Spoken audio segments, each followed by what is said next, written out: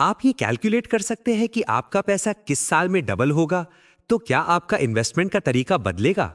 बिल्कुल बदलेगा, क्योंकि तब आप सिर्फ हवा में तीर नहीं चला रहे होंगे। आप एक ऐसा सिस्टम बना रहे होंगे जहां आपको पता है कि हर चीज कैसे काम करती है, कितनी तेज चलती है और उसे और तेज कैसे करना है। ज्यादातर लोग 40 साल काम करते हैं, हर महीने पैसे बचाते हैं, अपना बैलेंस बढ़ता हुआ देखते हैं, फिर भी कभी अमीर नहीं बन पाते। वजह यह नहीं कि वो कुछ गलत कर रहे हैं, बल्कि उन्हें किसी ने असलियत बताई ही नहीं कि पैसे को मल्टीप्लाई होने में असल में कितना टाइम लगता है। 30 साल में पैसा डबल होने और 5 साल में डबल होने के बीच का फर्क सिर्फ टाइम नहीं है, ये फर्क है फाइनेंशियल स्ट्रेस और पूरी आजादी का। 70 की उम्र तक काम करने और 50 की उम्र में अपने ऑप्शंस खुले रखने का। इसे कैलकुलेट करने का तरीका बहुत सिंपल है। इसे रूल ऑफ 72 कहते हैं।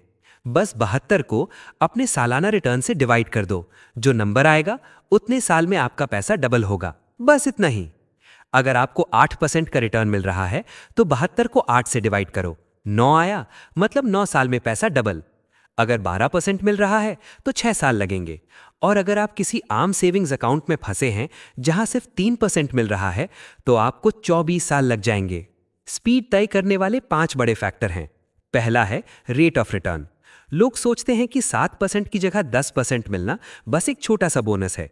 मैं बताता हूं कि यह सोच गलत क्यों है। मान लो 25 की उम्र में आपने 10 लाख रुपए लगाए। 7% रिटर्न पर यह हर 10.3 साल में डबल होगा। 65 की उम्र तक यानी 40 साल में यह लगभग 4 बार डबल होगा। 10 लाख से 20, फिर 40, फिर 80 और आखिर में 1 करोड़ 60 लाख रुपए।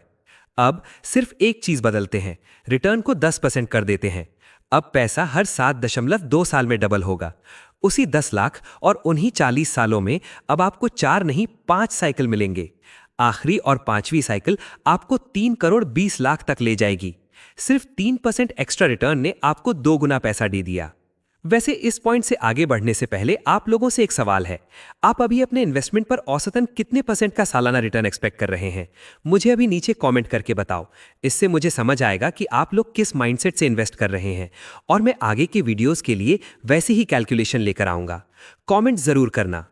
अब आते हैं दूसरे फैक्टर पर, जो है इन्फ्लेशन यानी महंगाई। ये आपकी वेल्थ का सबसे बड़ा दुश्मन है।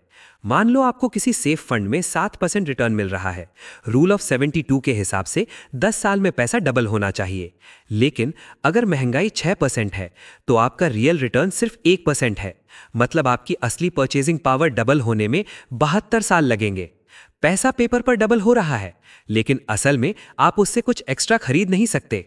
असली वेल्थ तब बनती है जब आपका रिटर्न इन्फ्लेशन से काफी ऊपर हो। तीसरा फैक्टर है फीस और टैक्स।